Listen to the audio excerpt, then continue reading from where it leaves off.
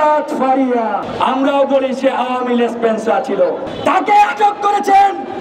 একই সাথে এই সরকারের উপদেষ্টা মোস্তফা সরওয়ার ফারুকের ওয়াইফ তিশাকে কেন আটক করা হচ্ছে না? একজনকে আটক করবেন আর আরেকজনকে ওই রাজমহলে জায়গা দেবেন, এসব বাটপারি এই মাটিতে চলতে দেওয়া হবে না। আজকে আওয়ামী দোসরদের ডেকে ডেকে উপদেষ্টা বানানো হচ্ছে, প্রমোশন দিয়ে বড় বড় চেয়ারে বসানো হচ্ছে, সচিব বানানো হচ্ছে, এডিশনাল সচিব বানানো হচ্ছে, অনেক বড় বড় চেয়ারে। অনেকেই বলে স্থানীয় সরকার উপদেষ্টা, সে তো এখন কোটি টাকা ছাড়া নাকি তার সাথে সাক্ষাৎই করা যায় না।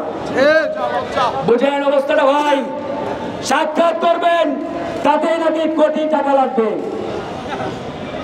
তার মানে এরা এই যে 2000 ছাত্র জনতার রক্তের উপরে বসে আজকে এই উপদেষ্টার চেয়ারে বসে আছেন, এই শহীদদের রক্তের সাথে বেঈমানি শুরু করেছেন, তামাশা শুরু করেছেন। যেমনটি আমরা দেখেছিলাম আওয়ামী লীগ 71-এর চেতনা বিক্রি করে এই বাংলাদেশকে লুটপাট করে ইন্ডিয়ার হাতে তুলে দিয়েছিল। আর আজকের এই সরকার ওই 24-এর চেতনা বিক্রি করে এরা কি বাংলাদেশকে ওই আমেরিকার হাতে তুলে দিতে চায় কিনা, এই প্রশ্ন ইতিমধ্যে জনমনে তৈরি হয়েছে।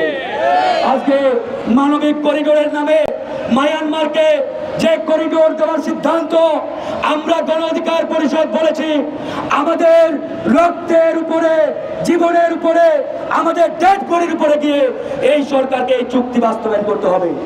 আমাদের এক ফোঁটা রক্ত থাকতে মানবিক করিডোরের নামে সার্বভৌমত্ব বিরোধী কোন সিদ্ধান্ত বাস্তবায়ন করতে দেব না। আজকে চট্টগ্রাম বন্দর আরেক দেশের হাতে তুলে দেওয়ার পায়তারা শুরু করেছে। Walton Washing Machine, simplifying life with hassle-free washing. এই যে দেশ বিরোধী কর্মকাণ্ড, সিদ্ধান্ত, এগুলো আর এই বাংলাদেশের মাটিতে আমরা চলতে দেব না বন্ধুগণ। আরেকটি গুরুত্বপূর্ণ ইস্যু, অনেকেই হয়তো জানেন, অনেকেই জানেন না, সেন্ট মার্টিন আমার দেশের সার্বভৌমত্বের অংশ। এই সেন্ট মার্টিনে আমি কেন যেতে পারবো না? এই প্রশ্নের উত্তর ডক্টর মোহাম্মদ ইউনূসকে দিতে হবে। হাসিনার আমলে এই সেন্ট মার্টিন নিয়ে অনেক কথা আমরা শুনেছি। ওই সময় আমরাই বলেছিলাম হাসিনা যদি জনগণের বাইরে গিয়ে এই সেন্ট মার্টিনকে বিদেশিদের হাতে তুলে দেওয়ার চেষ্টা করে, তার কবর রচনা করবে সেই জনগণ। এই একই জায়গায় দাঁড়িয়ে আজকে ডক্টর ইউনূসের সরকারকে বলতে চাই, আমার সার্বভৌমত্বের ভিতরে, আমার ল্যান্ডের ভিতরে, আমার সীমানার ভিতরে এই সেন্ট মার্টিন, আমি সেন্ট মার্টিনে যেতে পারবো না কেন? কি হচ্ছে সেখানে, কি ঘটছে, এটা এই দেশের জনগণকে জানতে হবে, জানাতে হবে। প্রিয় ভাইরা আমার, আজকে 2 দিনের 90টি রাজনৈতিক দল, নাপা অনেকে বলে নাগরিক পার্টি, আমি এদের নাম দিয়েছি নাপা। কেন নাম দিয়েছি? নাপা ট্যাবলেট এমন একটা ট্যাবলেট, পরিমাণ মতো খাবেন ওষুধ ভালো হবে, পরিমাণের বেশি খাবেন পাতলা পায়খানা শুরু হয়ে যাবে। আজকে এই নাপার অবস্থা পরিমাণের থেকেও ডোজ বেশি হয়ে গেছে, এজন্য চতুর্দিকে তাদের পাতলা পায়খানা শুরু হয়ে গেছে।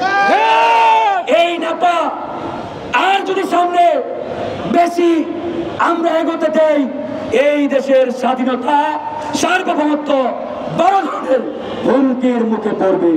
আমি ফারুক হাসান এটা আজকে মিডিয়ার সামনে বলে গেলাম, কারণ এরা ওই দেশি বিদেশি সাম্রাজ্যবাদী শক্তির সাথে হাত মিলিয়ে এই বাংলাদেশকে ওই সাম্রাজ্যের ঘাঁটি বানাতে চায়। আমরা বলেছি এই বাংলার মাটিতে পাকিস্তানের দাবিদারি চলবে না, ইন্ডিয়ার দাবিদারি চলবে না, ঠিক একইভাবে মার্কিনী সাম্রাজ্যবাদী কোন অপশক্তিকে এই বাংলাদেশে আমরা জায়গা দেব না। এই বাংলাদেশ চলবে বাংলাদেশের জনগণের সিদ্ধান্ত অনুযায়ী, জনগণের কথা অনুযায়ী। পরিষ্কারভাবে একটা আলটিমেটাম এই সরকারকে দিতে চাই, আগামী বৃহস্পতিবার পর্যন্ত এই সরকার তথা স্থানীয় সরকার উপদেষ্টা আসিফ মাহমুদকে আলটিমেটাম দিচ্ছি, আগামী বৃহস্পতিবারের মধ্যে অপসারণ করে গ্রেপ্তার করা হলে আমি শনিবার আমাদের কর্মসূচি হবে যমুনার সামনে। আগামী শনিবার আমাদের কর্মসূচি যমুনার সামনে হবে। আমরা সময় এবং তারিখ সহ আপনাদের বিস্তারিত আমরা জানিয়ে দেব। 48 ঘন্টার আলটিমেটাম, বৃহস্পতিবার পর্যন্ত। এই এজাজকে অপসারণ না করলে যমুনা ঘেরা হবে। ধন্যবাদ।